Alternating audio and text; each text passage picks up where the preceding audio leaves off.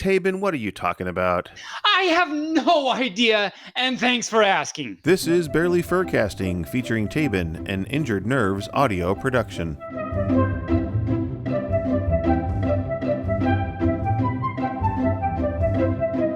Hi, hey, Taebyn, how you doing today?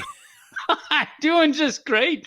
Bearly, how are you doing today? I'm doing great. It's a little hot out today. It looks like we're here doing our pupcast one more time. Yay. And hello to all our listeners and all the ships at sea. Ships at sea. Don't be making things dirty now. I don't even know what you're talking about.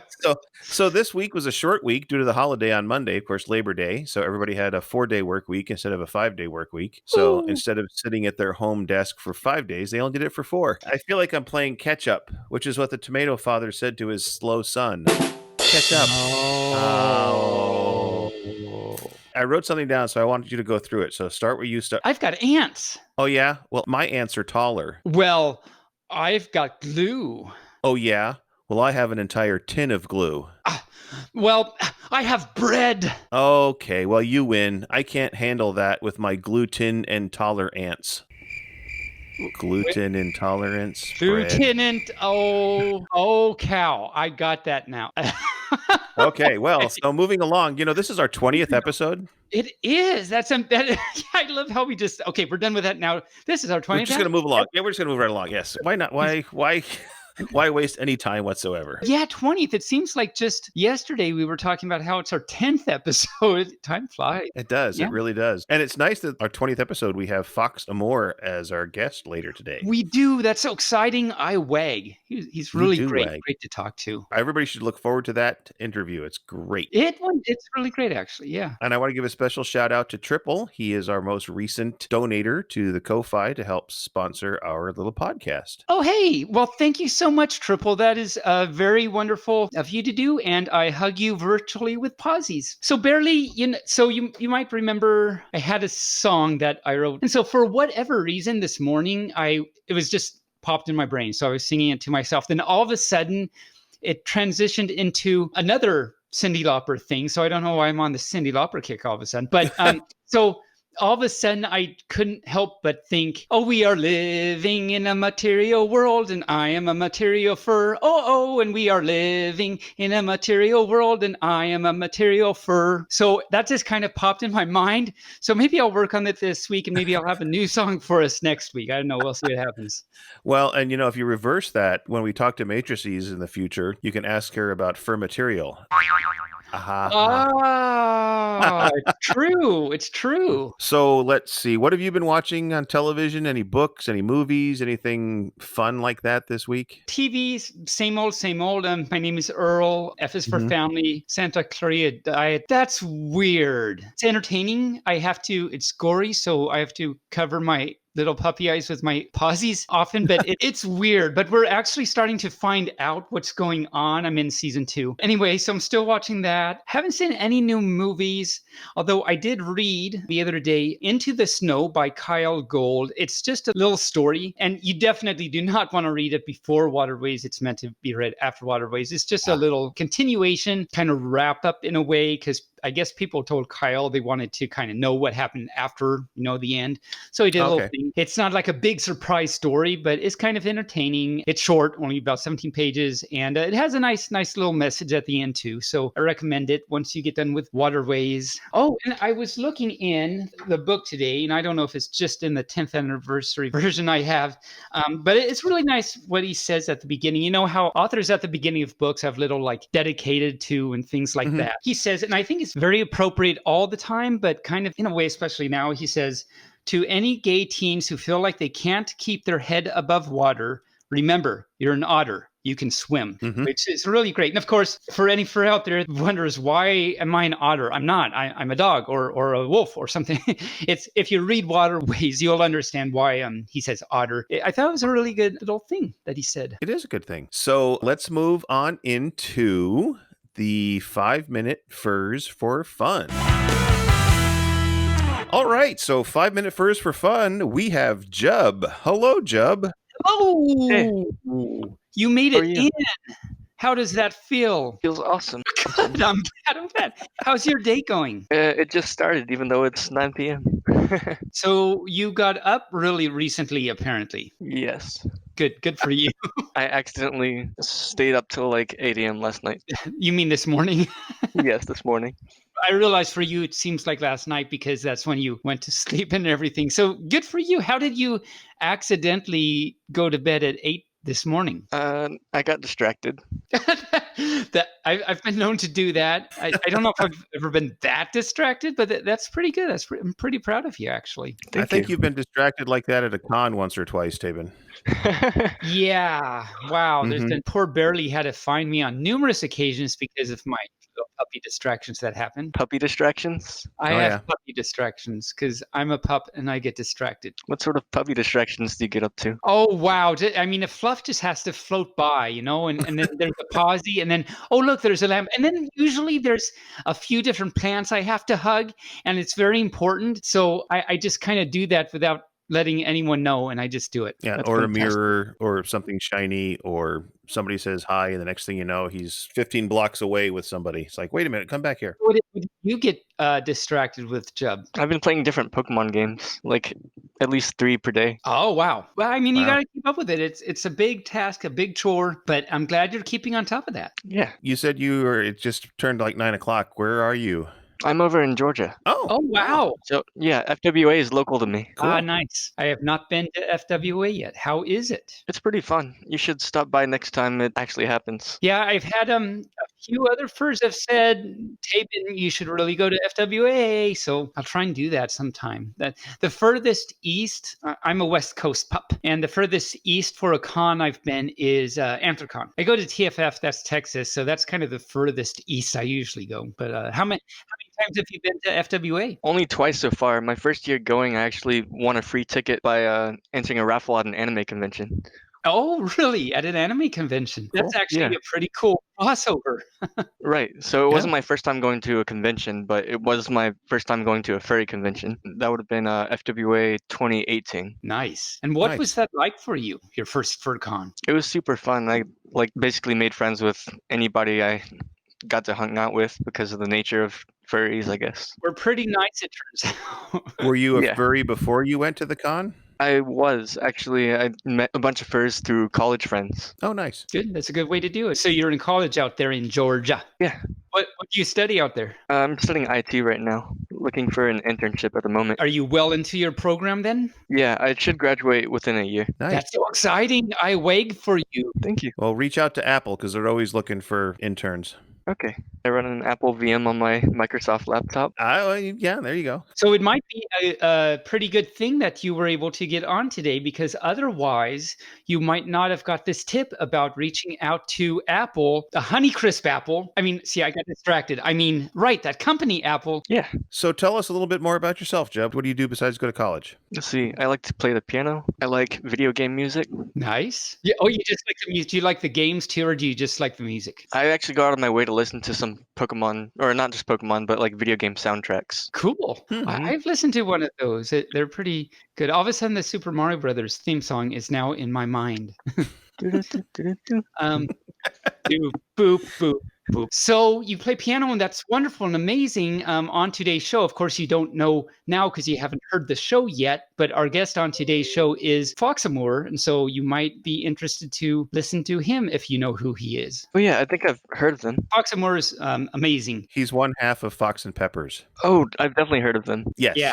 Nobody seems to know the last name. You say Fox Amoore, and they're like, "Who's that?" And it's like, "Well, the keyboardist in Foxes and Peppers." And they go, "Oh, that guy." Yeah. If he needs an extra keyboardist, he should just send me some sheet music and I'll learn it. We interviewed him, and so he's on the show. He has some awesome things to say, so make sure you check it out. Well, Jub, you know what? Our 5 minutes is up. All right. Thank you for having me. Well, thank you for coming on the show. Thanks for coming on. We'll talk to you next time, maybe. Yeah.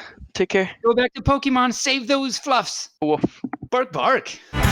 That was a nice little chat with Jub during 5-minute Furs for Fun. It was nice that somebody actually got in with us today. I forget, last week, did someone get in? Oh, yeah, TikTok got in last week. That was 2 weeks ago. Time goes so fast. It's so fast. Yeah, it's terrible. It's terrible. But you know what we're going to go to now? What are we going to go to now? It is time for our interview with Fox Amoore. Oh, yes, I'm so excited. Wag, wag. See what wonderful things he has to say. I'm pretty excited. Joining us today is Fox Amoore, one half of Fox and Pepper, the musical group that is very much in demand all over the country and the world. Fox, welcome to our show. Hello, thanks very much for having me, Guy. Thanks so much. We know you're extremely busy, and so we're really happy to have you here. Extremely busy, at least on the internet during this current world climate. Yeah, right. It just moves around. Hello from Bonnie, Scotland. Bonnie, Scotland. Why is it Bonnie? What is that about? Because every time you come home and you land in it, you just see the most epic mountainscape like Lord of the Rings, and you think that's pretty. It's pretty, and Bonnie's like a good Scottish word for pretty. So okay, yeah, I guess it just kind of stuck that way. So. Yeah, I never knew what Bonnie meant. She's like, we have a yellow Labrador Retriever, and we call her Bonnie. She's like 12 years old now. She's going strong. When I think of Bonnie, I think of a light blue hat that little girls wear. That's a bonnet, and funnily enough, in Scotland, if you had a hat, you would call it bunnet. So that's probably where that word comes from. Yeah. Not a bunny, but a bunny. Yeah. But I guess you could wear a little bunny on your head too, and that would be fun too. Also fun. Okay, Taebyn, should you get some questions done, please? Okay, fine. Hi. Hello. So to start off, how long have you been a furry, and how long have you been in the fandom? Oh, I mean, I can't claim I've been in the fandom as long as someone like Uncle Kage, but I guess I came into the fandom around about 2002, 2003 sort of era. That's when I really started sort of discovering it, and then from there, everything else just kind of fell into place. So it was around about, if you remember the Furcadia day, it was around about then when Furcadia was a big thing, and it was from Star Fox Adventures as well. That's when that game came out, and that's when I was like, oh, that's when I searched what was, I think, Alta Vista at the time, or Ask Jeeves, or web crawler, something like that. Yeah, it was just after when Furry Muck, I think, was the main thing. I kind of got in just as that was coming to, not going to say an end because I'm sure it's still going, but when it was at its peak, I guess. Did the furry and in the fandom happen at the same time, or were you a furry before that? I mean, I was almost definitely one before that, because when I was younger, as soon as I discovered Disney, I would watch it constantly. Any video games that involved anthropomorphic characters, I would always be interested in. If I saw anthro art on the cover, and I was going shopping for a video game that I wanted, I'd be like, oh, that looks cool, because it's an anthropomorphic animal person that I really like. So, but I had no idea what it was at the time, and it was only after, as I said, from playing Star Fox Adventures, when I started looking for walkthroughs of the game, is actually when I discovered the fandom. But yeah, I was interested in furry before that. Okay, cool. So Star Fox, is that why you are a fox, or how did that come out? I think fox, the species, the animal in general, has always been a part of my life. I've always been inspired by it. Watching Robin Hood when I was really young, for example, or The Fox and the Hound. It's all the generic ones that we all think about as furry. It really was that kind of era, watching cartoons, loving the fables and folklore about the fox animal in general, and deciding to make that a part of my personality. And it is, and it continues to this day, and that's amazing and fun. Oh yeah. So then, which came first? It sounds like the fur's been there a really long time, but which really came first in your estimation, the fur or the music? Oh, the music, absolutely. Oh, okay. I was a little bit of an attraction at my school because I was so good at piano. When I was 6 years old, I would go and teach teachers how to play certain songs that are in the charts at the time. Oh, wow. I would have things like that done. When I went to visit my grandmother when I was 4 or 5 years old, there was always a piano, an old crane upright piano upstairs, and my mom and dad and my grandmother, they would always talk, but I would always just disappear up there and just play on this fascinating device that made a noise every time one of my fingers touched it.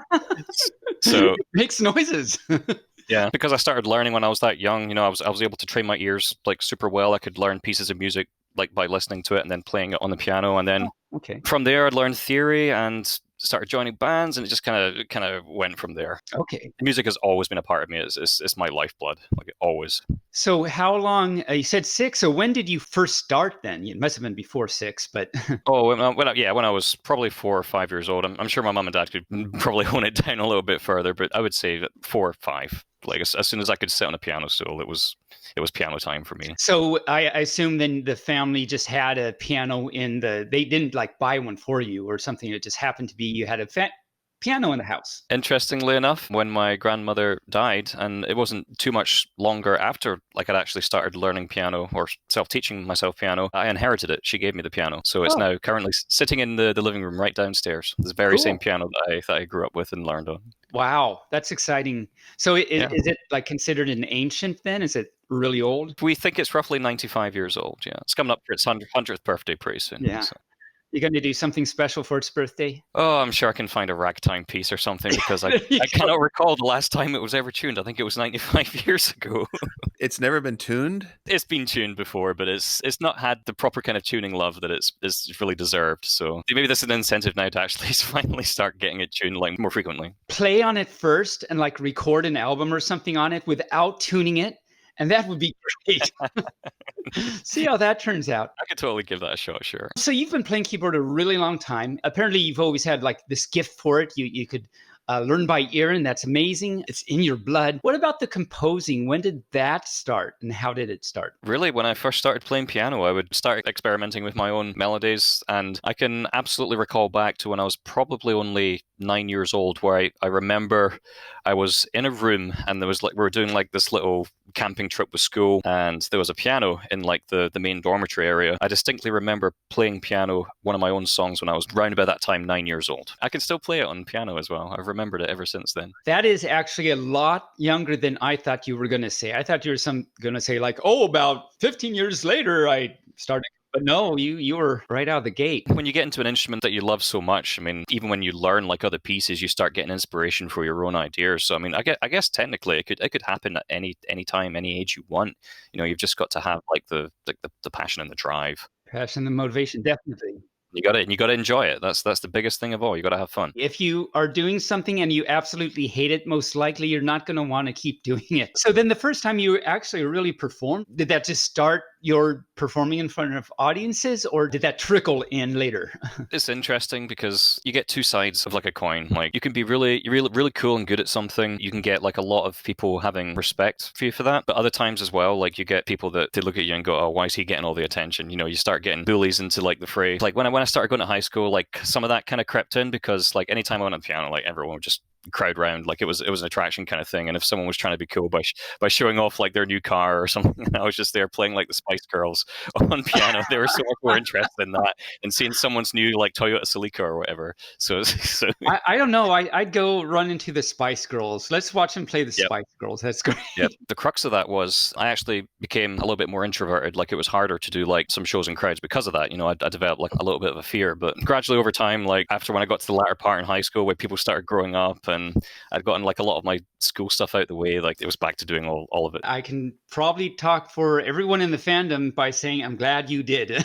Yes, of course, your music is amazing, and you are one of my first furry music influences. Aww. The first song of yours I ever heard, this was probably about 4 years ago when I first heard it, was Come Find Me, and it was actually the music video by Easy Wolf. That's right, yeah. It's beautiful. The first time I saw it, I teared up and cried. To this day, there are still parts in that I just cry because it's so beautiful and wonderful, and I love it. See you next year always makes me go crazy. That really tugs on the old heartstrings. It does. Especially right now. That's a good point. So Come Find Me, what inspired the song? Come Find Me originally, and I still have the original version of this somewhere. It was originally like a character theme commission for two people, but the idea of the original traits of the characters developed way beyond, and a new concept was kind of like getting created from it. When I wrote this piece, this was the point in my life when I was really starting to travel, and travel is an aspect of my life that is probably just as much or as important to me as music, because travel for me like inspires me more than anything else. I've always said if you travel the world, if you travel and see so many different things through your own eyes and not through someone else's eyes or not through the screen,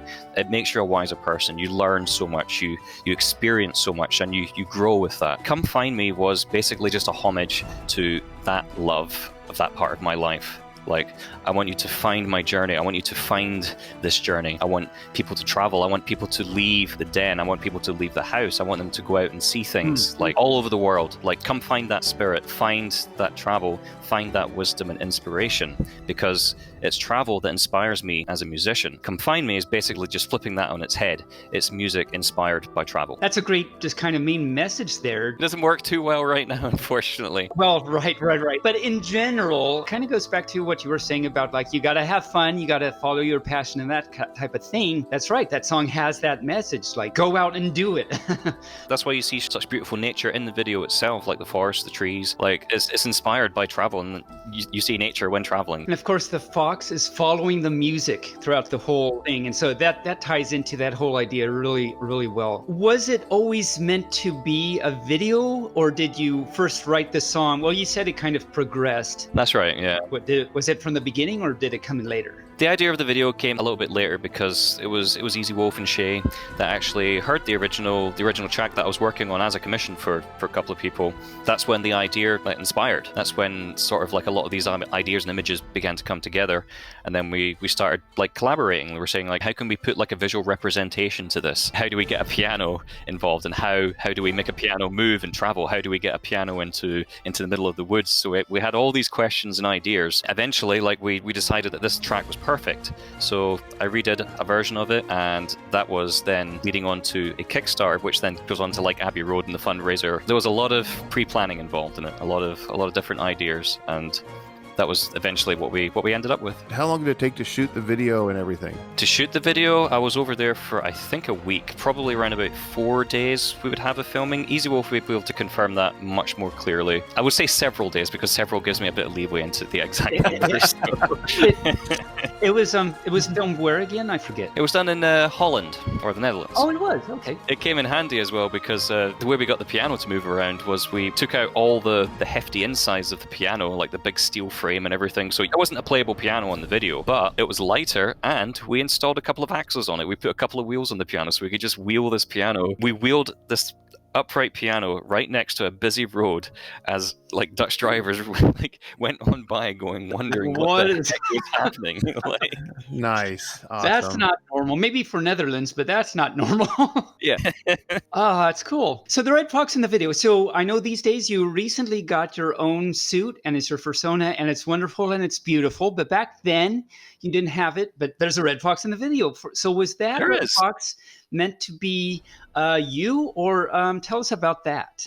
Well, I guess he's meant to be me and Fox at the time, formerly Fox, I should say, is now Raina. But back then, yeah, Raina had a beautiful suit, and Raina is an amazing piano player. Like, she also plays ragtime. When we were recording it, Raina was able to put the hand paws in the right position, so you can tell like it's actually being played the way it's supposed to be played. Like, the notes are accurate as to what I was playing on the recording. I've noticed that it looks very much like that's what it should be. So yes, we kind of started talking about Come Find Me. Of course, was recorded at Abbey Road Studios in London with, I think it was the English Chamber Orchestra. That's correct, yep. So this was a huge project. Was this your first big, huge project like this? Yes. In terms of at least my own original music, absolutely 100%. It was kind of terrifying at first, because when I was writing the email, like, and we were inquiring how to actually, to book the studio, we came back and we got like a bunch of figures. They enjoyed the music as well. I sent them like a little profile, little demo thing, and they were like, yeah, okay. And then they sent like a bill, and we're like, ugh. So we're like, okay, we're going to try and do a Kickstarter. And since we're like doing a music video, why not? Let's just go all in. Let's just go for it. Let's just try and make Come Find Me, like, rather than just like a single song. Let's just turn this into like a studio album. Let's take it a step further. Yeah. Because we're looking back, and this at a point where I was starting to go around cons, and I just finished writing the music for Bitter Lake, which is when people really started to listen to my music. So it was at that point where like a lot of it was getting discovered. So it seemed like the perfect time to actually try something like that. Looked like it worked out, I guess. I guess, why not? It kicked off like a whole bunch of other, like, it was a chain reaction. It wasn't a one-time thing, of course. And that's amazing. So how big was like the entire crew, including the orchestra and everyone you worked with? How big was that crew? What was the experience like? I mean, your dreams are coming true. That's got to have been like amazing. Tell us about that whole experience and how that was. Part that I remember most, and the part I remember crying, was when for the first time in my life I was actually listening to an orchestra playing my own music. Something I had physically created and physically recorded, and now I was hearing in in real life. Like something that you created has actually come to life now, and it wasn't just made in wasn't made on a computer screen. It wasn't made in like any kind of Pro Tools situation. This was like a raw live orchestra, unfiltered. I'm getting goosebumps now just remembering that very, very moment. Like it was incredible. I'm kind of getting goosebumps hearing you talk about it, actually. So it's a huge thing, right? How many people do you think were involved in all of that? Chamber orchestra themselves had roughly, I think, 35 to 40 musicians. I think 35. But then I had like multiple guest vocalists, which would take it up to 40. And the sound engineering crew and all the film crew, 50. And then by the time you include like all the people that helped bring the project together, you're probably talking about 400 people total if you include all the backers, all the people that donated to actually help make the project happen. You're talking like hundreds realistically. That's amazing. How long did it take the entire album to be recorded then? From start to finish, the recording session at Abbey Road was only 2 days. So we had to make sure that everything was everyone had rehearsed the parts, everyone had done like the research, everyone knew where they were going. They had to get to their hotels in time, because if you don't make it in time, that's it. You can't really reschedule them. Like you have to pay another deposit. So we spent 2 days as recording. On the run up to that, with the video and the shooting and the composing and getting all the sheet music ready for the orchestra, that was a huge part of it. You're talking probably 4 to 5 months of prior prep. Oh, wow. So then came along Dreamcatcher, which was an even bigger project. You again worked with Abbey Road Studios, and I'm sure that was great because you already had a relationship with them. This time, I think, was the Prague Philharmonic Orchestra. That's right, yeah. So how did that compare to the Confine Me project? I certainly found the second studio album easier, purely because, like, since we've already done Confine Me, we had an idea of what to expect. We had a rough idea of what could potentially go wrong. Most of all, it's like, you already have the experience now, so you're going back there to challenge yourself to try and make something, like, even bigger and better, because that's naturally what you want to try and do. So we got a larger orchestra. We had, I think, 70 musicians in the Prague Philharmonic. There was also reasonings for that as well. I was specifically choosing like songs that I thought would work well with a Philharmonic orchestra, because you can actually get quite a different sound depending on the size of it. The size of the orchestra was actually more of a challenge, and also we didn't record the actual orchestra themselves in Abbey Road. That was recorded in Prague itself in a recording hall. So we recorded the orchestra, and then when we went to Abbey Road, we booked Studio 2 to have all the vocalists and singers and anyone playing drums or percussion or anything else basically that wasn't the orchestra to get recorded on the album happened at Abbey Road. There was a lot of different experiences. But it all came together pretty awesomely, I think. The biggest personal thing that I loved most about recording the Dreamcatcher was the first album when I actually started working with Pepper as well. Pepper came over to Abbey Road, and boy, it was a good time. London had no idea what to expect. I bet. In your Dreamcatcher video, how hard was it and how many takes did it take to get the wolf to do what you wanted? Actually, it wasn't overly difficult. Kimmy, she runs a wolf conservation society. She was fantastic. The wolves had so much respect for her that anything she wanted, the wolves would be like, yeah, okay. And basically what you had was like these little dried banana treats. And if you had those dried banana treats, they would do anything for you. Like the wolf had to like lick my face. Like I have to have like a banana chip in my mouth. And I'm like, I'm trying to not close my eyes because I wasn't supposed to close my eyes during the actual recording of it. But generally the wolves would just kind of like hang out and just do their own thing. And more than one occasion, like one would just howl, and we're in like a public park, and you would see like dogs just turn their heads and like ears go down and kind of like back away real slowly. Like that was like a huge wolf. I love that wolfie. That was amazing. That's interesting you mentioned the face licking thing, because that's one of, well, everything wolf did. I wondered how did they do that, but the face licking, like, okay, how long did it take for that to work out so perfect? We got it like a couple of takes, and then also because I was wearing like a jacket that was made from leather, they were very interested in the leather jacket as well. They would bite it, so it would be like it got dubbed the jerky jacket. That's quite an experience right there that not many of us can say we've had. Tell us about your working relationship with Pepper Coyote. I've known of Pepper's music longer than we've actually like performed, and probably longer than I like introduced myself to him. When he was doing his work under Luke Leff, I was listening to a lot of his music then. But at that time, I was actually recording with another singer, and we were supposed to do a show, a convention known as FA United over on the East Coast. Unfortunately, the singer that I was working with at the time couldn't make it, and we had 3 days to put a show together. So I thought, I remember this really awesome coyote that I got to jam with down at Megaplex just before that during a variety show. And so I was like, hey, Pep, you want to come and do a show with me? And he's like, sure. We actually did some songs with Matthew Ebo, who is also a really cool piano rock artist as well. But that was our first show right before I did the Dreamcatcher, I think. 5 years of Foxes and Peppers. At your shows, you seem very, like you play off each other really well. You've made so many songs by now, both by yourself, with Pepper and other people. With as many songs as you've created, of course, all your fans have their own favorites. But for you, out of your songs, what is your favorite or favorites? Such a difficult question. I knew it would be.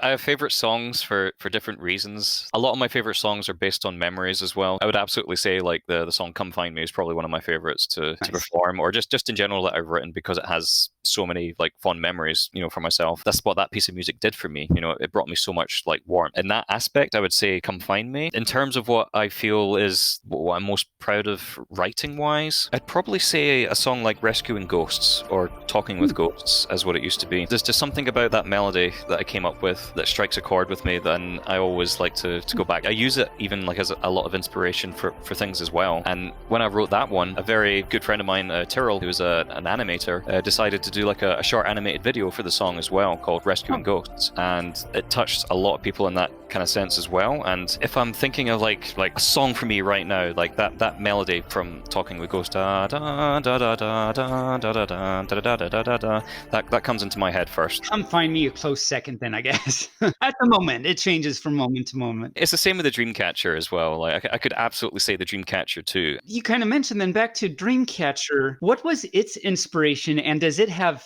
some big message? The Dreamcatcher was a little bit of a different kind of tangent from Come Find Me. It took a lot more kind of like a gothic, kind of dark Celtic kind of approach. And it's really just a homage to like my home, which is Scotland. There's ruins here. There's an old castle that's literally walking distance from my house that's been there since, like, we believe the 10th century. The basic foundations are still there. Then several hundred years later, it got renovated, and it hasn't been renovated since. That renovation is in Latin. That's how old this building is. Wow. Okay.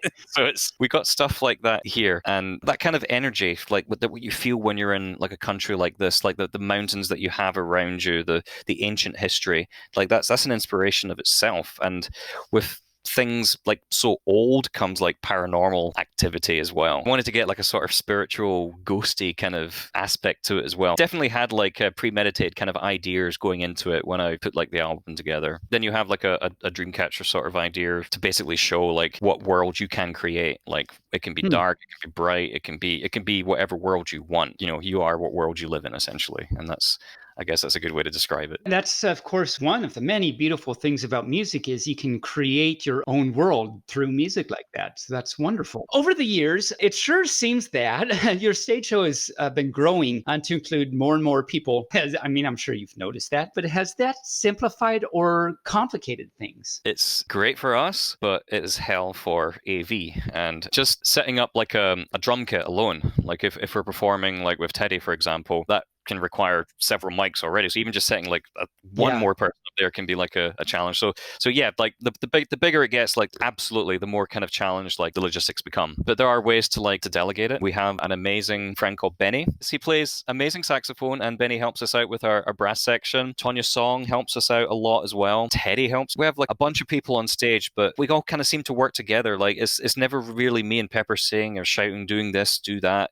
It's always like a sort of collective group effort, like a lot of the musicians now seem to have, which honestly is great, because it doesn't necessarily mean that we have to be around for like that band then to perform. It encourages others just to go up there on stage and show that if you're a musician, there is something to go for here. You can go up on stage. You can go up on the main stage. It's so whilst it is like a logistical challenge, it's also like a testament to one, just how hardworking like the AV crews are at conventions, and two, just how much raw talent there is out there in the fandom to actually be able to put these bands together. So did you like reach out to people and say, hey, come join our band, or did they just come to you and say, I want to play with you guys on stage? It's kind of a mix of both. I mean, we do get people like asking us to come up on stage, and if you're listening to us right now, and when cons are back and things are happening, or if you want to just collab in general, like feel free to reach out to either of us, I did. So what was your con schedule like? Like in a typical year, how many would you typically go to? Originally, when I started the con circuit, I think I went to 2 cons, and that was in 2011 with ScotiaCon, because that was our first ever Scottish con, and they wanted me as a guest of honor. So I went up to Inverness for ScotiaCon, and there was maybe like 50 people at that convention. So it was a good little intro to what was to come. Then Bitter Lake happened, and Eurofurence premiered Bitter Lake, and we got an invite out to that con. That was Eurofurence 17, and from Eurofurence 17, that's when things started getting a little bit busier. Eurofurence was at the end of the year, almost around about this time of year. After that, I went to MFF that same year, and then Anthrocon the year after that, and it kept on growing and growing and growing. And in 2019, we did 24 cons. Holy pup. We were literally doing con tours. Like, that's what they were. Like, we were performing maybe, I think once we did 8 cons back to back on 4 different continents. I can't actually, this fluffy pup brain can't even. And honestly, I still don't think I've recovered from the jet lag yet, ever since this whole thing went down.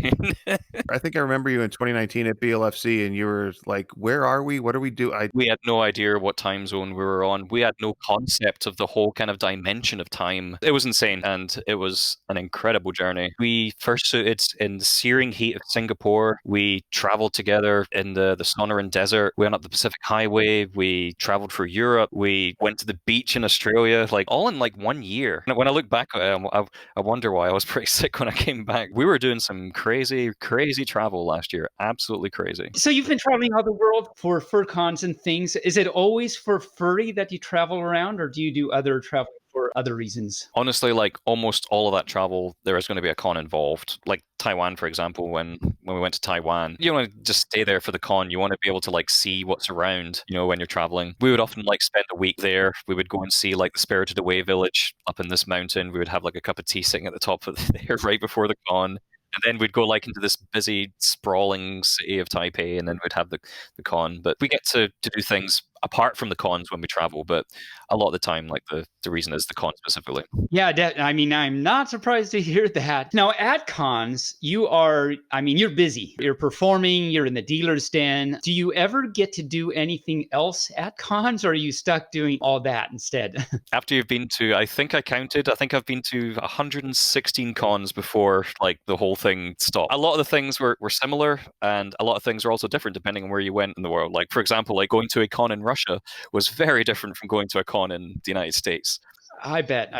In terms of getting stuff that we want to do, usually we would often try and host like room parties, or maybe like go out there and hang about with people. We'd try and go and see other musicians' concerts. We'd try and go walk around the dealer's den. A lot of the time we are in dealer's den, like we have to spend like most of the hours that normally you would as an artist, because we actually have like a lot of our music on physical media. So you do. Do you have any favorite cons and or con memories? I have a lot of favorite cons. I think Megaplex has a very close place to my heart, because it was one of the first cons that actually invited me out and actually helped like my travel bug. Like they invited me all the way out to Florida. That was actually how I met Tyrrell for the first time as well. I hope Megaplex Coast, because that was a con that had like a lot of first times for me. Same with ScotiaCon here as well. Eurofurence, I have a lot of fond memories for. Like I do the music for the Paw Pet Show soundtrack, for example, for Eurofurence, like every year. What about other general memories that you just come back to at these cons? Being able to see your friends, just to be able to see the faces behind the internet, the people that you talk to online all the time, just knowing that there's other people out there that appreciate the things that we like. It's a very comforting feeling to know that.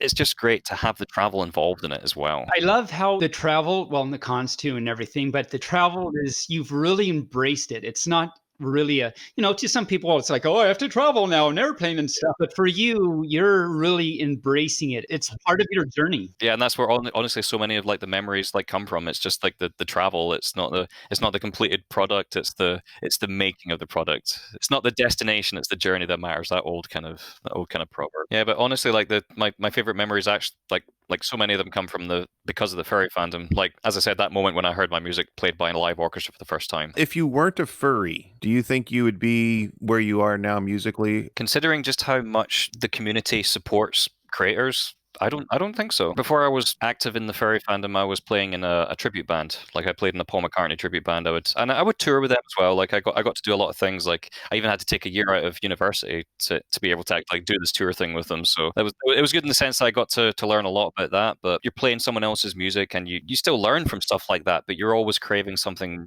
just a little bit more. So when I discovered the furry fandom, I started sharing that original work, and it started to take off. The interesting part is, if it wasn't for the furry fandom, I wouldn't have like other listeners either, because my furry friends are sharing it with non-furry friends who are like, hey, this is pretty cool, I like this music. So the furry fandom is actively helping me get it to like non-furries as well. That seems to be a common theme. I mean, I'm always saying, and we're always saying the furry fandom is amazing. We're this big family. We're so supportive. We're all that great stuff. I think that's really what makes it unique, because the amount of original content and artistic creativity in this fandom is boundless. It's really a nice place to call home. Are there any projects you're working on now? So we just finished the soundtrack for the fandom documentary. I'm not sure if you saw that it was released by Ash and Eric and Ash. Myself and Pepper recently released that on Bandcamp. So that was a major project that we were actually actively working on recently. And it was quite a big one for me, because there was so much like background music, because it's a film essentially. So I've got to do a lot of the instrumental part of the work, and it's almost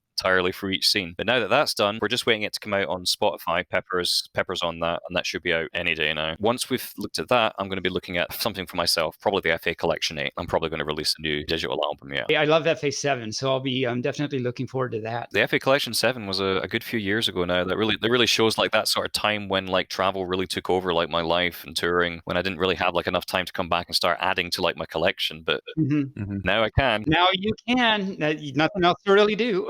So to round out our interview, is there anything else that you would like the furry fandom and our listeners to know? Some wise words of wisdom from Fox Amoore. First of all, I just want to say thank you for the support. The support I get in the furry fandom is insane. And everyone that buys an album, listens to the music, speaks to me, comments, whatever, thank you so much. It makes me so happy. And I'm so glad that the music out there is making people happy. In terms of like the words of wisdom, when the time's appropriate, I mean, I would definitely go out and say in travel, I would just say be kind to each other, keep positive, because the cons one day will come back, things will get better. We'll be having those crazy room parties again. Woo! We're going to be having Dealer's Den, and we're going to be having shows, and Foxes and Peppers are going to be there. Just hang tight and be good to everyone. Thank you, Fox. Well, thank you, Fox, for coming onto our show. I know it's been a long journey just getting you here. Oh yeah, no worries. Yeah, we've been insanely busy the last couple of weeks, so I appreciate your patience. Yeah, so for being locked down, everybody seems to be really busy lately. Thank you for having me, guys. It's been a real pleasure. It's been an honor. Thanks so much, Fox. It's been an honor. Thank you. Have a good day. Bark, bark. Bark, bark. Stay safe over there. Awesome. That was so cool to talk to Fox. That was amazing. That was so great. I'm very impressed with some of his stuff and his work, and his life is just amazing. I'm not sure I could handle 24 cons in 1 year. 24 in 1 year. Oh my God. Yeah. I thought 6 was a lot that I do. And what do you say, 119, 116 or something in all? That's just crazy. That's amazing. But I remember the very first time I saw him, it was him and Pepper on the stage. And then year after year, it just kept growing and growing and growing and growing. So it's like he's going to have a full orchestra up there before too long. I know. He's going to have the Prague, like, who cares about Dreamcatcher? He's just going to have the Prague Philharmonic Orchestra on stage. With him to every con. Yes. To every con. They have no idea what they're in for. But yeah, it was really great to talk to him. He had some really great things to say, good inspirational words and advice about the creative process and all that good stuff. So this was really good to get to know him better. Should we move on to our next segment?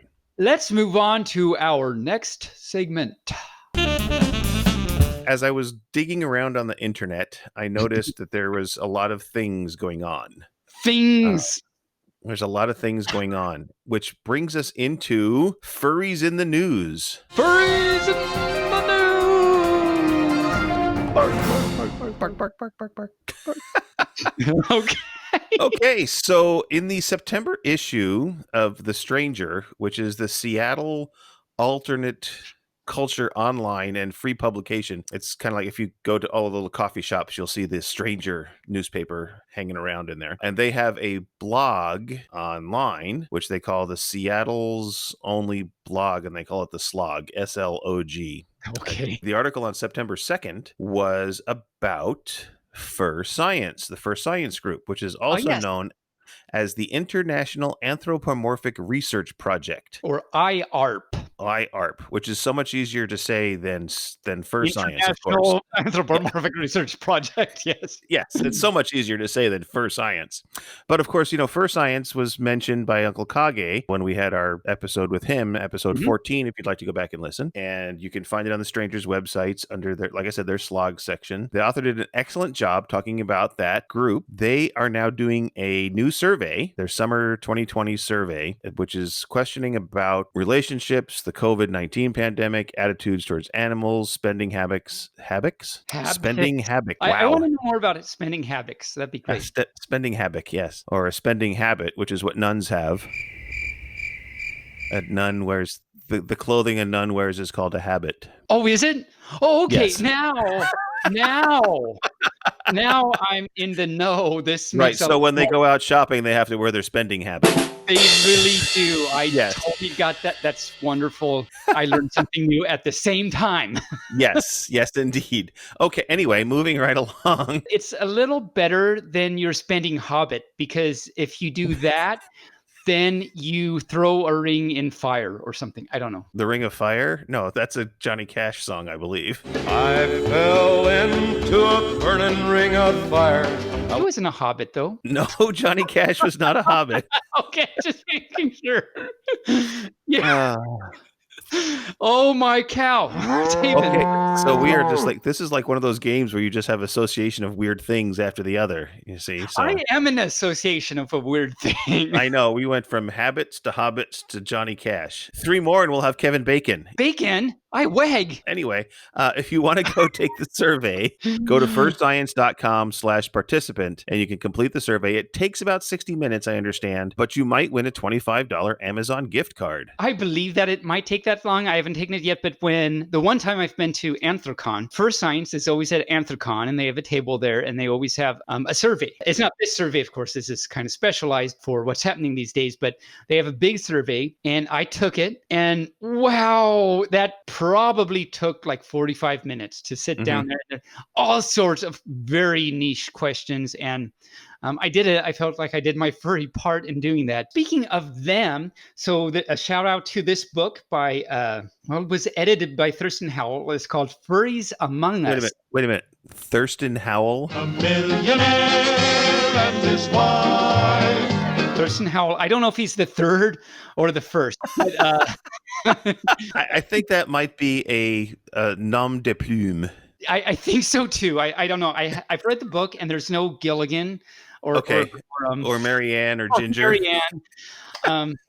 But so it's called Furries Among Us, and it's got this really cool cover where there's this human boy looking to the mirror, and in the mirror is a big wolfie, and so it's kind of touching in a way. I don't know who does the artwork, but it's really good on the front. So it's a collection of some short stories and some nonfiction and various things that's pretty cool. It's got all sorts of things about the furry fandom as a folk group is one of the things, the history of furry publishing. So it's a really good book, but I bring this up because they have a little something about the origins of the International Anthropomorphic Research Project.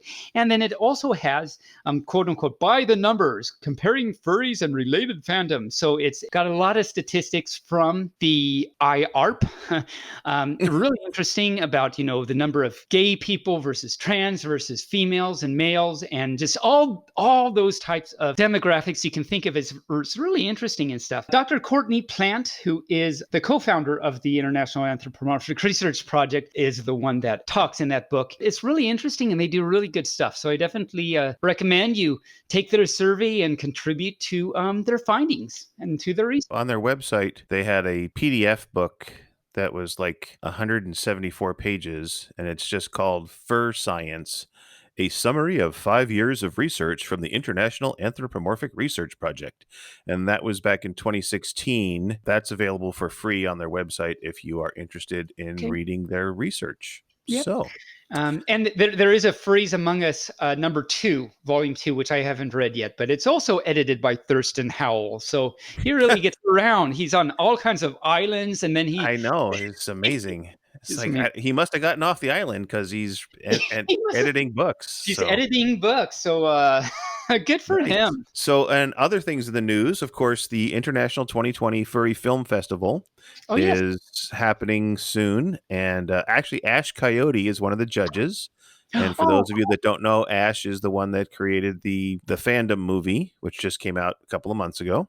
yep. Hoping to Um, have her on the show. I hope we can get her on the show. That'd be Hope cool. we can get her on the show too. If she's listening, give me a call. If you're a furry filmmaker and you would like to submit a film to the International 2020 Furry Film Festival, they're accepting entries until October 9th. So if you are a furry filmmaker, check them out at furfilmfest.com. One other thing that I found today is a YouTuber called Grovel. Bravo! And she calls the Grovel Reports. It's a YouTube and a Telegram chat, and it's hosted by Grovel. And she keeps an eye on all the furry events, mostly on the West Coast, although she does have links to the International Furry Television Network on YouTube, which we mentioned, I think, on our second or third episode. Mhm. And she keeps track of all the stuff going on the West side and the East side and everything. And I was chatting with her today on Telegram, and had a thoroughly awesome time chatting with her. So give her a listen. But you know what? What? She's going to be a regular on our show with the Grovel Report. Grovel, what's coming up this week?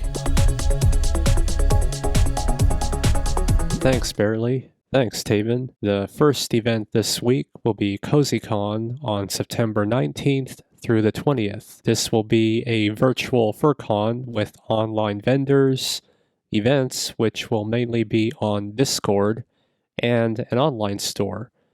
Attendance is free, so you don't have to register. And that's the Growl Report for the week of September 13th through the 19th. Back to you, Bearly and Taebyn. Well, thanks, Grovel. That was nice. So if you want to go to those events, then get in line and get them taken care of. So, Taebyn, what is your math story for us today?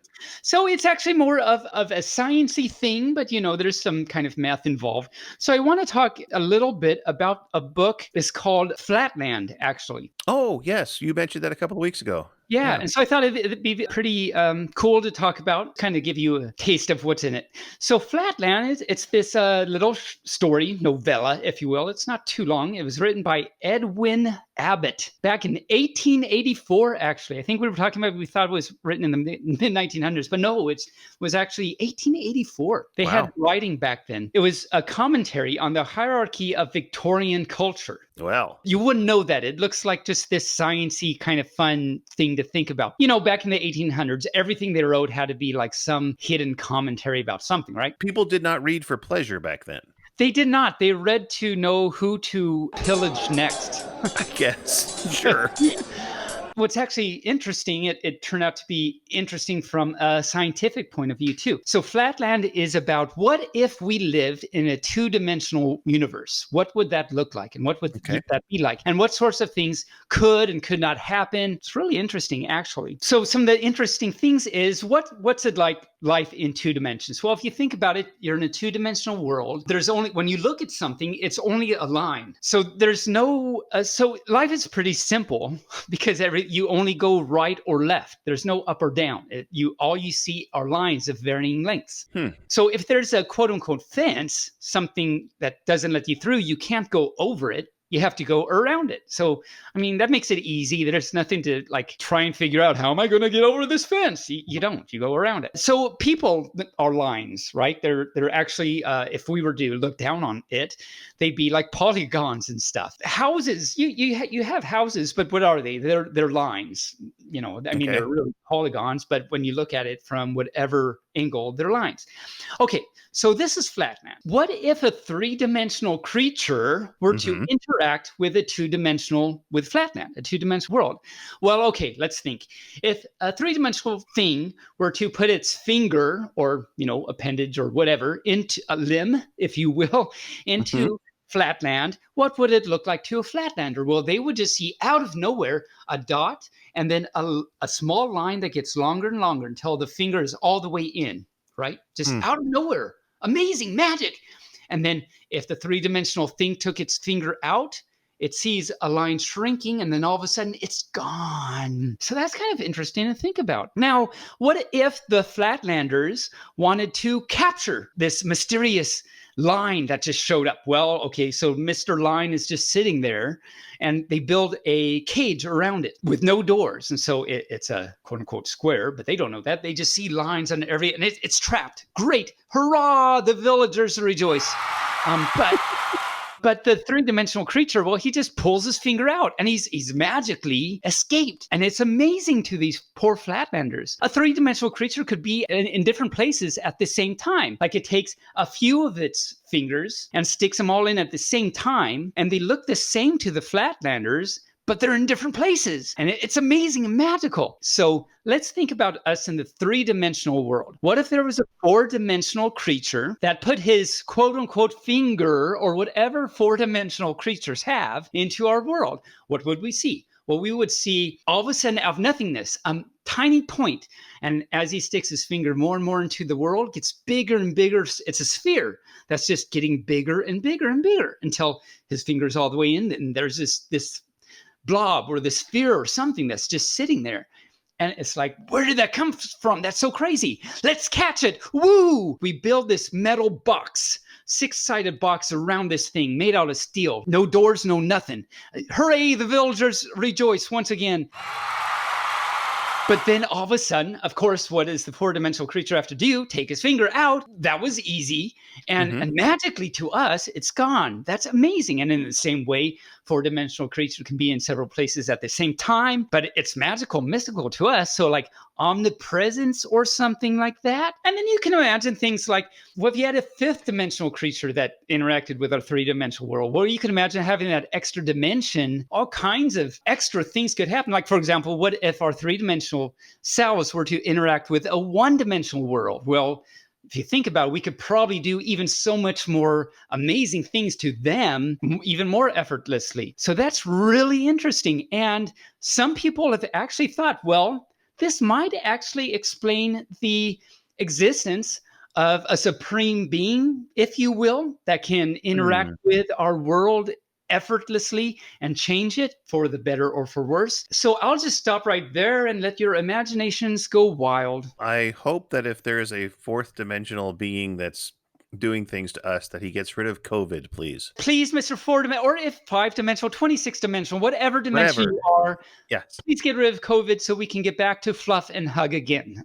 We did a video about Klein bottles, and Klein bottles can only exist in 4 dimensions. You remember? Yes, that's exactly right. Yes. Yeah. And I had an actual physical Klein bottle, but the only way it can actually exist in 3 dimensions is if it intersects itself. So you might remember it was the sculpture of bottle that's intersecting itself, but a real Klein bottle does not intersect itself. And the reason why is because it can only exist for sure in 4 dimensions. 4 dimensions. Yeah, it's so fun and interesting to think about. So for any fur that's interested in Klein bottles, Mobius strips, interesting things like that, non-orientable surfaces you can actually make with paper, check out my video, Mobius strips and Klein bottles, on my YouTube. All right. Do you have your joke book this week? I do have my joke book this week. Of course, we've thrown a few jokes out already, which should probably be thrown out. I want to start. Did you hear about the woman who bought a face mask for her pet duck to prevent COVID? Oh, wow. You know, I did not hear about this amazing thing that happened. Please tell me about it. Well, it's nothing flashy, but it fits the bill. Bark, bark, bark. I should go bark, bark. All right, so what's the first joke you have, Mr. Taebyn? This is a book that I haven't read these jokes myself, and we're hearing it here for the first time, and they're really horrible. If you've been listening on the previous episodes, you know they're really horrible. So, disclaimer. So tell me, Bearly, when should a baker stop making donuts? I don't know. When should a baker stop making donuts? When he gets tired of the whole business. That was actually good. That was actually pretty good. Someone asked me to name 2 structures that hold water. Oh, yeah? Yeah. And I was like, well, damn. You just did. Oh, I did. I wonder if you knew that you just did. Why did the crow sit on the telephone line? Why? Because he was making a long distance call. Have you heard about the bandit running around stealing the wheels off of police cars? No, I don't think I've heard about this one. How's that going? Well, the police are working tirelessly to catch him. They are. In so many ways, they are. What is the best way to make a coat last? Because sometimes, if you wear a coat too much, it might get withered in the storm or something, and you'd have to buy a new one. That's horrible. So what's the best way to make a coat last? Don't make one first? Well, you make the pants first. I've heard that Jeff Bezos can't sleep until he puts his pajamas on. Pajamas on, Amazon. Amazon, because Jeff Bezos is the Amazon guy. So pajamas. Okay, got it. Can you name an outstanding feat of the Romans? I have a feeling I know the answer, but I'm going to say, no, I can't. Speaking Latin. What? I'm not actually sure. So for all our listeners, because maybe one of you can get it and then explain it to us. Let me say it again. Name an outstanding feat of the Romans speaking Latin. I am having so much trouble with that. I don't understand it. Again, any fur that's listening, please let us know if you get it, because if you do, we need help understanding. Let's move on to this or that. The sword. So I'm going to start with it's kind of like a this or that, but it's more of a would you rather. I think you can get in trouble for these types of things, but I'll try it anyway. Okay, well, it's a simple one. Would you rather walk backwards or hop? Like a bunny? Bunnies hop, or kangaroo. Or kangaroo. Oh, yeah, Renegade Roo would have some good things to say about this. Or a wallaby. Wallabies hop? Yeah, they're like little tiny kangaroos. Really? Well, you know what the wallaby said to the little insect that flies? What? Well, I'm a bee. I'm a bee? No. I just made that up and it was really bad. No. So what would you rather do? Walk backwards or hop? Oh, yeah, right.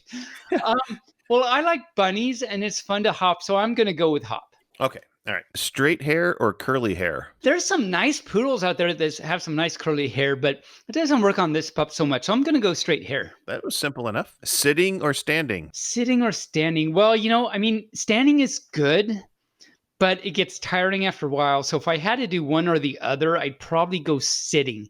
And then since I'm a pup, I could be Irish, and then I'd be an Irish sitter. Well, I don't know. Hi. So, Bearly, please ask me, Taebyn, what are you talking about? Taebyn, what are you talking about?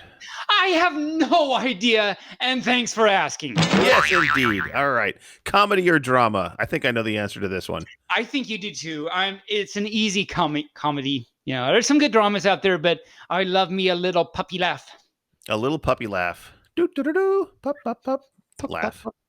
So, that was a little puppy laugh right there. Little puppy laugh. I don't even know what that was. What was that? That was me. Oh, okay. Why did the little Cracker Jack guy come into mind when you did that? The Cracker Jack guy? Isn't there a Cracker Jack guy? No, I'm thinking of the leprechauns. The